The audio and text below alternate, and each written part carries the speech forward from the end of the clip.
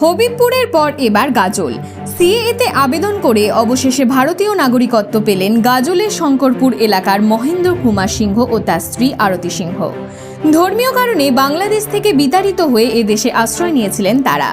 অনেক চেষ্টা করেও এতদিন তারা ভারতীয় নাগরিকত্ব পাননি, ছিল না ভোটার কার্ড। ভারতীয় নাগরিকত্ব পেতে অবশেষে মাস তিনেক আগে তারা সিএএতে আবেদন জানান। এদিন বাড়ি গিয়ে তাদের হাতে সিএএ শংসাপত্র তুলে দিয়েছেন স্থানীয় বিধায়ক চিন্ময় দেববর্মন। এত বছর পর ভারতীয় নাগরিকত্ব হাতে পাওয়ায় প্রধানমন্ত্রী ও স্বরাষ্ট্রমন্ত্রীকে অকুণ্ঠ ধন্যবাদ জানিয়েছেন সিংহ দম্পতি।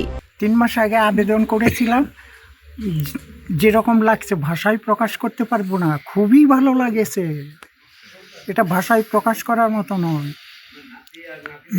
ভয় তো একটু পাচ্ছিলাম, কিন্তু এখন আর ভয় নেই, কারণ অমিত শাহ এবং মোদিজি যে কথা দিয়েছে সে কথা রেখেছে। আমি আরও লোকজনকে বলবো তারা যেন, যদি তাদের ইচ্ছা হয়, করতে পারে। আজকে যে এগুলো গাজলের বিধানসভার বিধায়ক আপনার হাতে দিয়ে গেল। হ্যাঁ, আমার হাতে দিয়ে গেল। এমএলএ এসেছিল, কি দিল? দিয়ে গেল সিএ সার্টিফিকেট। কবে আবেদন করেছেন? আবেদন করেছিলাম 3 মাস আগে। কতটা চিন্তায় ছিলেন? অনেক চিন্তায় ছিলাম, সেটা প্রকাশ করা ভয় লাগছিল? হ্যাঁ, খুবই ভয় পাচ্ছিলাম যে হয়তো পাবো না, কি হবে। আজকে পেলাম, খুব খুশি হলাম। মোদিজিকে ধন্যবাদ দিই। মহেন্দ্র কুমার সিংহ বাংলাদেশের টাঙ্গাই মির্জাপুর এলাকার বাসিন্দা ছিলেন। 1993 সালে ধর্মীয় কারণে বাংলাদেশে অত্যাচারিত হয়ে ভারতে এসেছিলেন। 3 মাস আগে সিএএতে আবেদন করেন তিনি। গাজলের বিজেপি বিধায়ক চিন্ময় দেববর্মন জানান, রাজ্যের শাসক দল তৃণমূল শরণার্থী উদ্বাস্তু পরিবারটিকে এতদিন ভুল বোঝাচ্ছিল।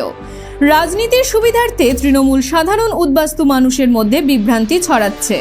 আজকের এই দোল পূর্ণিমার অনেক অনেক শুভেচ্ছা এবং অভিনন্দন সমস্ত গাজলবাসী তথা সমস্ত পশ্চিমবঙ্গবাসী, ভারতবাসীকে দোল পূর্ণিমার অনেক অনেক অভিনন্দন এবং শুভেচ্ছা।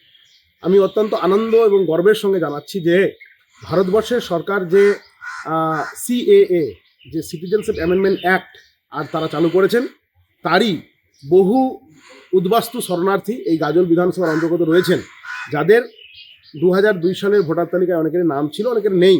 তারা প্রচণ্ড দুশ্চিন্তার মধ্যে ছিল এবং এখানকার শাসক দল তৃণমূল গ্রামে গঞ্জে সাধারণ মানুষকে অনেক ভুল বুঝিয়েছিল যে সিটিজেনশিপ অ্যামেন্ডমেন্ট অ্যাক্টে আর আবেদন করলে বাংলাদেশি প্রমাণ হবে এবং বাংলাদেশে তাদেরকে পাঠাবে। সেই রকমই একজন দম্পতি আপনারা দেখতে পাচ্ছেন আমার পাশে আর দাঁড়িয়ে রয়েছেন, আমার কাকু মনীন্দ্র কুমার সিংহ মহাশয় এবং আমাদের আরতি সিংহ মহাশয়। এই দুইজন বয়স্ক দম্পতি যারা দীর্ঘ কয়েকদিন আগে আমাদের এই সিএতে আবেদন করেছিল। ভাই মধুসূদন কুণ্ডু আর তার উদ্যোগে এখানে গোটা গাজলের সিএ ক্যাম্প পরিচালিত হয়, তার উদ্যোগে ওনারা আবেদন করেছিল এবং আজকে আর ওনাদের হাতে শঙ্করপুর যে আমাদের পাড়া বা গ্রাম, সেই গ্রামের এই দুইজন দম্পতিকে আমরা সেই সার্টিফিকেট তুলে দেওয়ার উদ্দেশ্যে আমরা এখানে সমবেত হয়েছিলাম আজকের এই দোল পূর্ণিমার দিনে। তো বিষয়টা হচ্ছে, আমি নাম বলতে চাইছি না, গাজলের যিনি আপনি বললেন যে বিধায়ক সাহেব, এমএলএ সাহেব যিনি আছেন, উনি ভালো করে জানেন বিষয়টা কি, যে এখানে আপনি সস্তা রাজনীতি করতে চাইছেন। মিষ্টি খাইয়ে দিয়ে, ফুলের মালা পরিয়ে দিয়ে তো আর এই সমস্ত হাইলাইট হওয়া যায় না। যাই হোক, উনি এটা পদ্ধতি অবলম্বন করেছেন। কাজ কি করেছেন সেটা উনি ভালোভাবে জানেন। গাজল ব্লকে শুনলাম নাকি আপনাদের মাধ্যমে 2জনকে সার্টিফিকেট দেওয়া হয়েছে। এই 2জন কেন? কোনো সিংহ পরিবার নাকি? এরকম অনেক হাজার হাজার ভাই বোন আমাদের আছে, অনেক ভাই বোন এখানে আছে, পড়োশিরা আছে, যারা ওই সিএ সার্টিফিকেট পাওয়ার যোগ্য বা পাবে, অ্যাপ্লিকেশন করেছে। কিন্তু এখানে 2জন কেন? বা এটা কি, কারণটা কি? এই রাজনৈতিক রহস্যটাকে সেগুলো ভালো করে জানেন। সত্যি কথা বলতে কি, এনারা সস্তা রাজনীতি করতে খুব ভালোবাসেন। আগামী দিনে ভোট যেহেতু আসছে, 2026 সালের বিধানসভা নির্বাচন আসছে, কাজ তো উনি কিছু করেননি। উনি মানুষের সামনে, মানুষের পাশে দাঁড়ানোর জন্য কি পদ্ধতি অবলম্বন করবেন। আর বিগত দিনে আমরা বলেছি, কোনো সময় ফুলের মালা দিচ্ছেন, কোনো সময় মিষ্টি খাইয়ে দিচ্ছেন। আগামী দিনে যারা জানি না দাদা আর কি করবেন। মানে সত্যি কথা বলতে কি, হাইলাইট হওয়ার জন্য, ক্যামেরার সামনে আসার জন্য একটা পদ্ধতি উনি অবলম্বন করেছেন। ভারতের আইন অনুযায়ী হিন্দু, বৌদ্ধ, জৈন, পার্সি ধর্মের মানুষ যারা পার্শ্ববর্তী দেশে ধর্মীয় কারণে অত্যাচারিত হয়ে ভারতে এসেছেন, তারা প্রত্যেকেই ভারতের শরণার্থী।